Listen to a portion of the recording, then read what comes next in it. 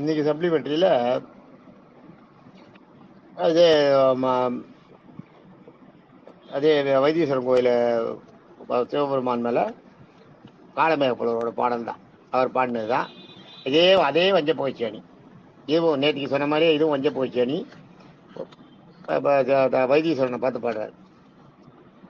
தீத்தான் உன் கண்ணிலே, தீத்தான் உன் கையிலே, தீத்தானும் உந்தன் சிரிப்பிலே. தீத்தான் உன் கண்ணிலே, தீத்தான் உன் கையிலே, தீத்தானும் உந்தன் சிரிப்பிலே, தீத்தான் உன் மெய்யலாம் புள்ளிருக்கும் வேலூரா, உன்னை இந்த தையலால் எப்படி சேர்ந்தாள், உன்னை இந்த தையலால் எப்படி சேர்ந்தாள். இது வந்து காலமேகப்புலவர் பாடினது. புள்ளிருக்கும் வேலூர்ன்றது வந்து வைத்தீஸ்வரன் கோயில். வைத்தீஸ்வரன் கோயில் தான் பாடுறாரு. என்ன சொல்றார்? தீத்தான் உன் கண்ணிலே, உன் நெத்தியில் இருக்க மூன்றாவது கண் இருக்கேன், சிவபெருமானுடைய நெற்றிக்கண்ணில் இருக்கிறது நெருப்பு தான்.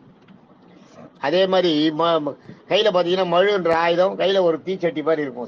ஈஸ்வரன் கையில் பார்த்தீங்கன்னா மான் ஒரு கையில் இருக்கும், இன்னொரு கையில் மழுன்றது தீச்சட்டி மாதிரி இருக்கும். தீத்தான் உன் கையிலையும் நீ நெருப்பு சட்டி மாதிரி வச்சிருக்க, நெருப்பை கையில் ஏந்தின்னு இருக்க, அக்னி பகவானை உன் கையில் வச்சுட்டு இருக்க. உன் சிரிப்பில் இருப்பது தீத்தான் உன் சிரிப்பிலே. ஈஸ்வரனுடைய சிரிப்பு எப்பன்னா கோபம் அதிகமாகி நடராஜர் வந்து திருத்தாண்டவம் ஆட ஆரம்பிச்சிடுறாரு இல்லையா. பராசக்தி வந்து பிரஜாபதியோட யாகத்துக்கு போயிட்டு தட்சனுடைய யாகத்துக்கு போயிட்டு தட்சன் வந்து அவமானப்படுத்தினதுனால பார்வதி பிரிஞ்சு போனோடனே ஒரு ஆட்டம் ஆடுறார் பரமசிவன். அதுதான் நடராஜர் கோலம். நடராஜர்னு பார்க்குறமே நடராஜர் கோலம் அதுதான். அப்போ ஒரு நடராஜர் அந்த கோபத்தை வெளிப்படுத்துறதுக்கு ஒரு டான்ஸ் ஆடுறாராம். அந்த சராசரங்களும் ஒடுங்கி போகிறதான், அந்த நேரத்தில் ஆட்டம் கண்டு போகிறதான். அப்போ அவரோட கண்ணில் பார்த்தா திருப்பம் ஒரு சிரிக்கிறாராம். அதாவது ஒரு அந்த கொடூர சிரிப்பு இல்லையா, நெருப்பை கக்கிற ஒரு சிரிப்பு. அப்படியே என்னையா அப்படி பண்ணுற, உன்னை என்ன பண்ணுற பாரு. அடுத்தது வந்து அந்த யாகத்தை அழிக்க போகிறதுக்கு முன்னாடி பரமசிவன் எழுந்த உடனே அந்த தட்சன் மேலே ஒரு வேகம் வந்து ஒரு ஆத்திரம் வந்து ஒரு சிரிப்பு சிரிக்கிறாராம். அதுதான் தீத்தான் உன் சிரிப்பிலே. நடராஜர் நடனம் ஆடுறதுக்கு முன்னாடி சிரிச்ச சிரிப்பு அது. நடனம் ஆடும்போது சிரிக்கிறார். அது மாதிரி தீத்தான் உன் மெய்யலாம். ஈஸ்வரனே வந்து அக்னியோட உருவம் தான், பரமசிவனே அக்னியோட உருவம் தான். அதனால்தான் உங்களுக்கு வந்து கோயில்களில் பார்த்தீங்கன்னா பரமசிவனுக்கு அபிஷேகம் நிறைய பண்ணுவாங்க. பரமசிவனுக்கு பேரே அபிஷேக பெயர். அந்த அந்த அவருடைய உடம்புல இருக்க நெருப்பு ஜுவாலையை அந்த தீயோட அந்த வேகத்தை குறைக்கிறதுக்கு தான், அந்த வெப்பத்தை குறைக்கிறதுக்கு தான் நிறைய அபிஷேகம் பண்ணுவாங்க. பெருமாள் கோயிலில் பார்த்தீங்கன்னா பெருமாளுக்கு அலங்கார பிரியர்னு பேர். பெருமாள் எப்பயுமே நிறைய அலங்காரங்கள். பெருமாள் கோயில் எந்த கோயிலில் பாருங்க விதவிதமான அலங்காரங்கள் இருக்கும். பெருமாளுக்கு வந்து அலங்காரங்கள் பிடிக்கும். பரமசிவனுக்கு வந்து அபிஷேகங்கள் பிடிக்கும். அதனால்தான் ஈஸ்வரனுக்கு பேர் அபிஷேக பிரியர், பெருமாளுக்கு பேர் அலங்கார பிரியர்னு பேர். அதில் அது ஏன்னா ஈஸ்வரனுக்கு உடம்பெல்லாம் வெப்பம் இருக்கும். ஈஸ்வரனே வெப்பத்தோட ஒரு உருவம் தான், வெம்மையோட ஒரு உருவம் தான். அதுதான் தீத்தான் உன் மெய்யலாம், உன் உடம்பெல்லாம் நெருப்பு தான் இருக்கு. புள்ளிருக்கும் வேலூர்ன்றது வந்து வைத்தீஸ்வரன் கோயில். அவர் பார்த்து சொல்றார், உன்னை இந்த தையலால் எப்படி சேர்ந்தால். வைத்தீஸ்வரன் கோயிலில் கவனிங்க, அம்மன் பேர் வந்து தையல் நாயகின்னு பேர். வைத்தீஸ்வரன் கோயிலில் தையல் நாயகின்னு பேர். நானும் ரங்கநாதனும் ஒரு தடவை வைத்தீஸ்வரன் கோயில் போயிருந்தப்ப ஒரு விஸ்வான்னு ஒரு லாட்ஜில் தங்கியிருந்தோம்.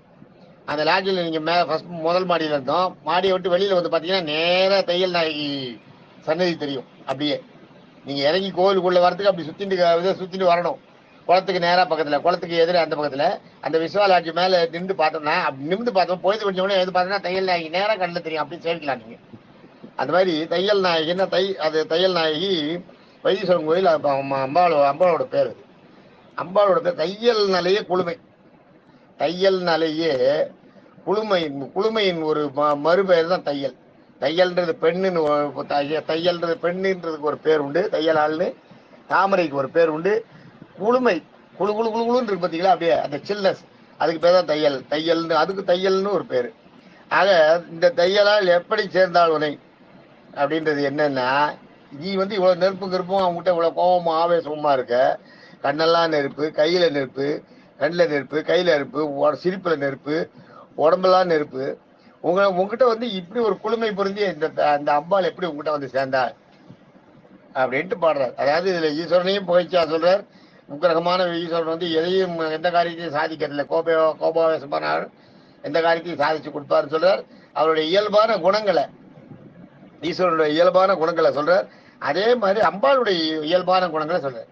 நம்ம வேண்டும் போது கூட ஈஸ்வரன் கிட்ட வேண்டும் போது அம்பாள் கிட்ட வேண்டினோம்னா அம்பாள் சொல்லி ஈஸ்வரனை செய்ய சொல்லுவாளாம், இந்த காரியத்தை செஞ்சு கொடுங்க அவங்களுக்கு அப்படின்னு. ஏன்னா அம்பாள் கிட்ட முதல்ல நம்ம வேண்டுறோம் இல்லையா, அதனால அந்த அம்பாள் வந்து எப்பயுமே குளுமையுடைய தாயாருடைய அந்த எண்ணங்கள் மனசுல தாய்மைக்குரிய எண்ணங்கள் எல்லாரையும் தன்னுடைய குழந்தைகளா நினைக்கிறதுனால அந்த தாய்மைக்குரிய அந்த எண்ணங்கள் மனசுல இருக்கும். அதனால ரெக்கமெண்ட் பண்ணுவாளாம், நீங்க வந்து இதை வந்து உங்ககிட்ட கெஞ்சிறார் கேட்கிறார் பண்ணுங்க. ஈஸ்வரன் தான் கொஞ்சம் சோதனை பண்ணணும். அவர் 2 சோதனை எல்லாருடையும் உண்டு. அது எல்லா திருவிளையாடல் படத்தோட அத்தனை இதுலையும் ஈஸ்வரனுடைய சோதனை இருக்கும். ஆனா அம்பாள் வந்து சோதிக்காத, உடனே காட்சி கொடுங்க, அவங்களுக்கு காட்சி கொடுத்து அவங்க கேட்டதை பண்ணி கொடுங்கன்னு சொல்லுவாளாம். அது ஈஸ்வரனுக்கே உரிய குணம். அது சோதனைனா என்ன, அந்த சோதனையை அவங்களுக்கு பண்ணி அந்த கஷ்டத்தை கொடுத்து ஊர் ஜனங்களை எல்லாம் பார்க்க வச்சு கடைசியில காட்சி கொடுக்கும்போது என்னன்னா அப்ப அவரோட பக்தியோட மகிமை ஊர் ஜனங்களுக்கு வெளிப்படும். அதை வெளிப்படுத்துறதுக்காக அந்த சோதனையை கொடுக்கறது. அது இது காலமே பாடின பாட்டு, அதை பாடுறேன் பார்க்க முடியும். தீத்தான் உன் கண்ணிலே, தீத்தான் உன் கையிலே, தீத்தான் உன் தன் சிரிப்பிலே, தீத்தான் உன் மெய்யலாம், புள்ளிருக்கும் வேளுரா உனைந்த தையால் எப்படி சேர்ந்தார், உனை தையலால் எப்படி இந்த தையலால் எப்படி சேர்ந்தாள் உனை அப்படின்னு வராது அந்த பாடல். தையலால வந்து தையலால் இந்த அம்பாள் வந்து உங்ககிட்ட எப்படி சேர்ந்தா அப்படின்னு சொல்ற நல்ல அருமையான பாட்டு. இந்த தீ ஈஸ்வரனுடைய உருவத்திலேயே உடம்புலையும் கையிலையும் எல்லாத்துலயும் தீ இருக்கிறத ரொம்ப அழகா சொல்ற. தீயும் குளுமையும் வெம்மையும் குளுமையும் எப்படி சேர்ந்ததுன்னு ஆச்சரியப்படுற மாதிரி, எப்படி சேர்ந்தா உங்ககிட்ட வந்து அப்படின்னு சொல்ற மாதிரி. ஆனா 2மே புகழ் தான்.